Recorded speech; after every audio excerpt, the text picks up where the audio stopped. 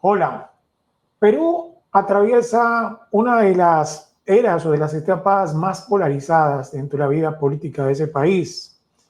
La disputa entre la izquierda y la derecha. La izquierda representada por Roberto Sánchez y la derecha liderada por Keiko Fujimori nota una fractura.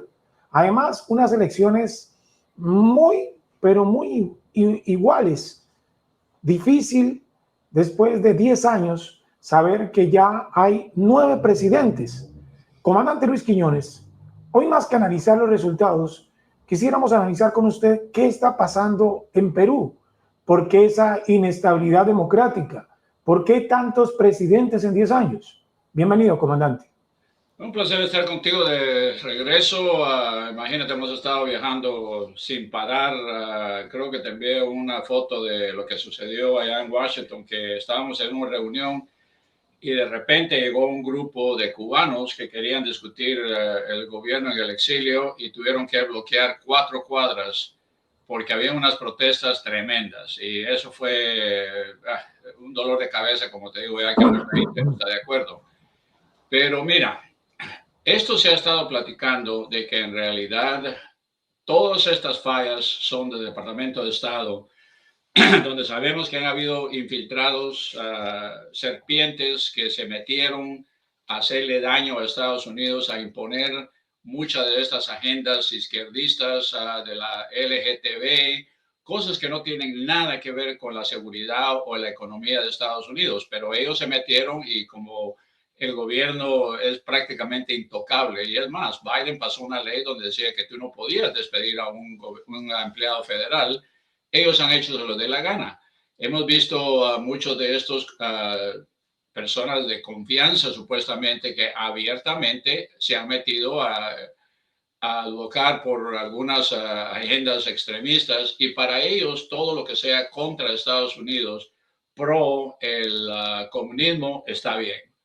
Y eso es el resultado de lo que estamos viendo en Perú y en otros países, porque no pararon las cosas desde hace años, no que para ellos dejaban que los malos se fueran metiendo más, mientras que le ponían trabas a los buenos, les cancelaron visas, les pusieron un montón de restricciones que no podían invertir en Estados Unidos, en vez de al revés, porque lo que estaban haciendo el daño son estos narcocomunistas.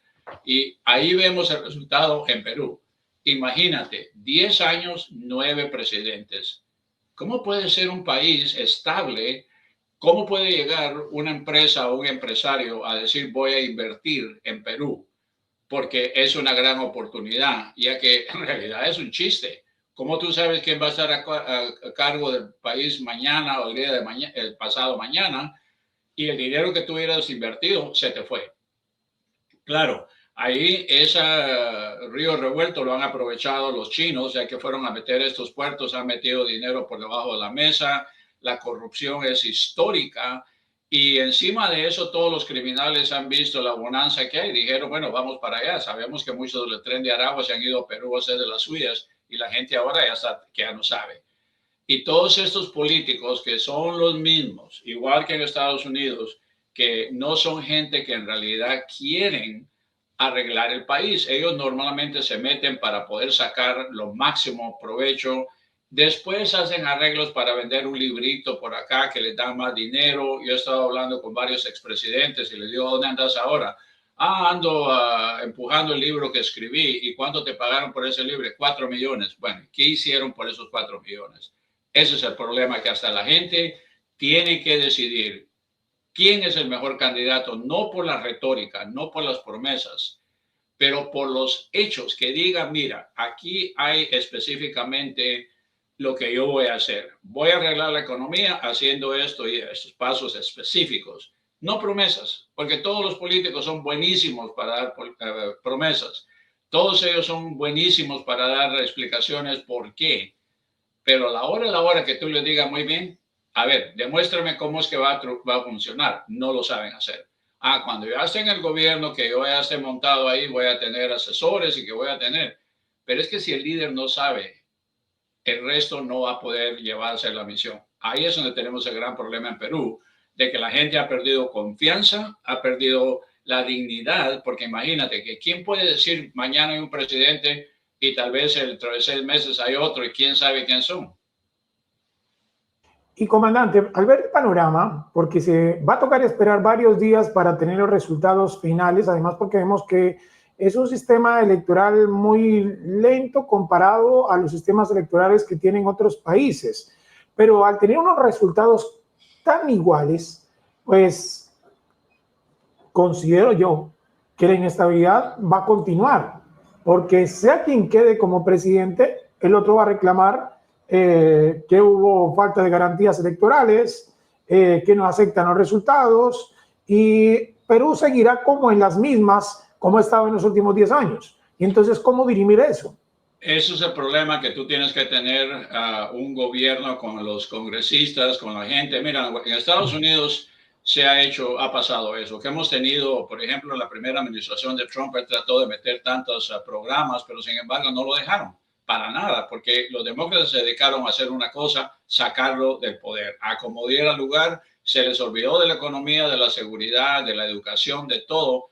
Eso es el problema, que la política se ha vuelto una adicción para estos corruptos, y si no tiene la gente la capacidad de elegir los que merecen, en realidad terminan eligiendo a lo que sí se merecían, porque todos esos corruptos se meten y hablan y ahí andan de la vida, que yo soy congresista, que yo soy el diputado, que esto, pero ¿están haciendo sus funciones? No.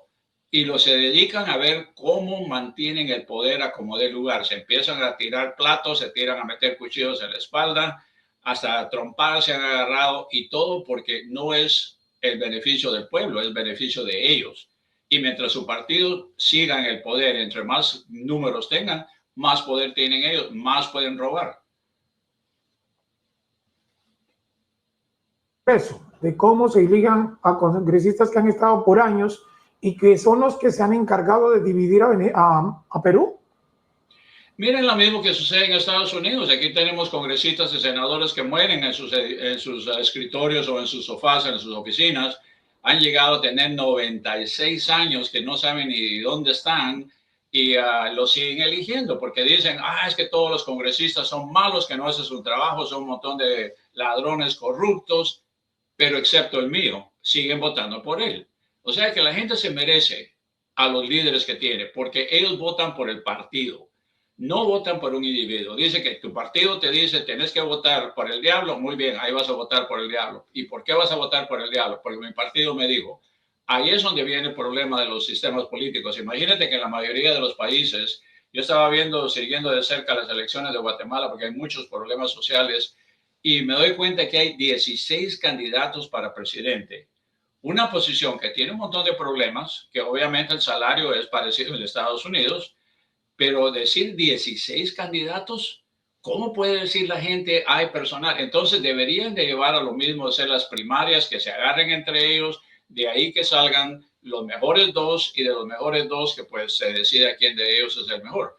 Pero como de nuevo, como te digo, el problema que tenemos en la gente, los humanos, es de que se nos ha olvidado la protección, autoprotección, y prefieren votar por el partido.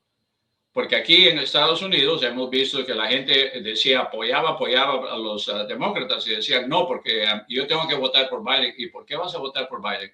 Porque el partido me lo dice. Lo mismo está pasando con los republicanos. Mucha gente ahora se ha alejado de los partidos en Estados Unidos y se han vuelto independientes porque ya no aguantaron. Dijeron, Trump ha dominado ahora el partido republicano con los MAGAs, y Biden y todos los LGTBs han dominado el partido demócrata. Yo conozco amigos demócratas que dicen, ya no puedo seguir, y se han retirado de los partidos. Mi familia ya no es partidaria, no, que votan por el candidato que va a ser, aunque a veces tienes que aguantarte la nariz y decir, bueno, este es el mejor de lo peor que tenemos. Ese es el problema. No estamos escogiendo al mejor, estamos votando contra los que creemos que son peores. Y llegar a ese punto en un país donde hay millones de habitantes, gente educada y todo, no puedo yo creer que no podamos escoger. Y ese es el problema de nuevo, que ahí es donde caen los dictadores, porque les prometen y les dicen, pues, al principio es como un Ponzi scheme, donde vas dándole dinero de lo que hay, de los que tienen ahorita, pero eventualmente se acaba y lleva a la quiebra, como sucedió en Cuba, como sucedió en Venezuela, sucedió en Nicaragua. Toda la gente que aportaba se fue y ahora es un desastre cada país. Eso puede suceder en Perú, porque ya recuérdate que hemos tenido tanto historial desde la época de Fujimori para acá, y siguen eligiendo porque la señora esta es hija del que fue presidente, hay que votar por él. No, hay que votar por el mejor candidato que tenga las buenas, las buenas explicaciones con hechos específicos, cómo lo voy a hacer, no por el partido.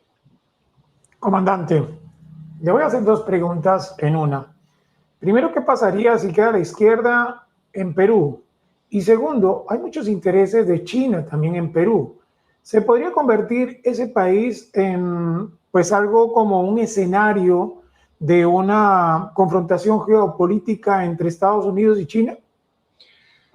No a ese nivel, pero lo que sí nos preocupa es de que si los chinos se meten, ellos están dispuestos a usar un país, como lo ha hecho Cuba y lo hacía Rusia a través de Cuba, para fomentar grupos antidemocráticos, antilibertades en América.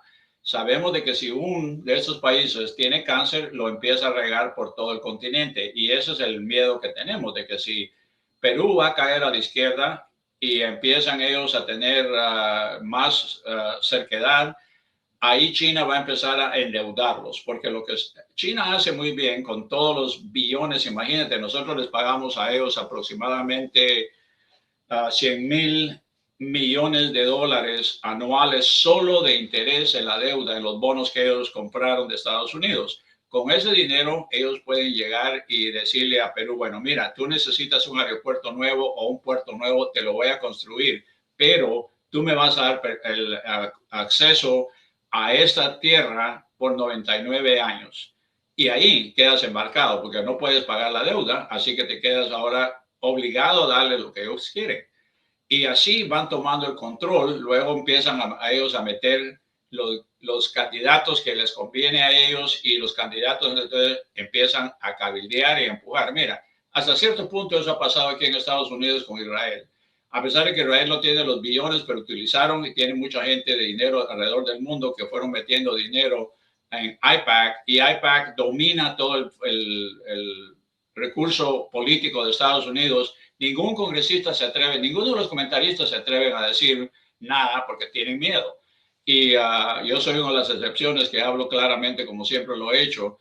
Imagínate que un país que ahorita está considerado entre el máximo amenaza de inteligencia, de espionaje contra Estados Unidos es Israel, a pesar de que todo tienen. Entonces, ellos usan lo mismo. Los chinos han copiado ese modelo. Van a llegar, van a comprar el poder, van a meter a sus candidatos. Cuando menos lo sientan, están espiando en todo el mundo, que ellos lo hacen ya desde ahorita a través de muchos programas que proveen de gratis. Y cuando te des cuenta, el país vecino empieza a tener estornudos y luego empieza a sufrir del cáncer, y ese cáncer se pasa al otro país hasta que ellos puedan meter como dijo Sean Ping, el comunismo o dijo el capitalismo con espíritu comunista. Yo no sé qué es lo que él quiere decir con eso, porque o eres capitalista o eres comunista, no puedes agarrar los dos. Pero obviamente a China no le gustó el modelo comunista y se pasaron a ser capitalistas, y lo mismo que en la Unión Soviética.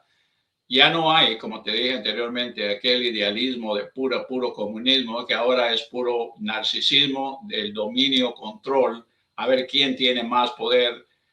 Si cae Perú, tengo miedo de que los países vecinos van a empezar a ver una influencia muy poderosa de China y van a estar metiendo, como te digo, dinero, como lo han hecho en África, que ellos han metido billones de dólares para comprar favores, y ahora se encuentran con que, por ejemplo, en Nigeria ellos les dieron tanto dinero, les construyeron un aeropuerto, también un puerto, y les tienen que dar a cambio una gran cantidad del petróleo que producen.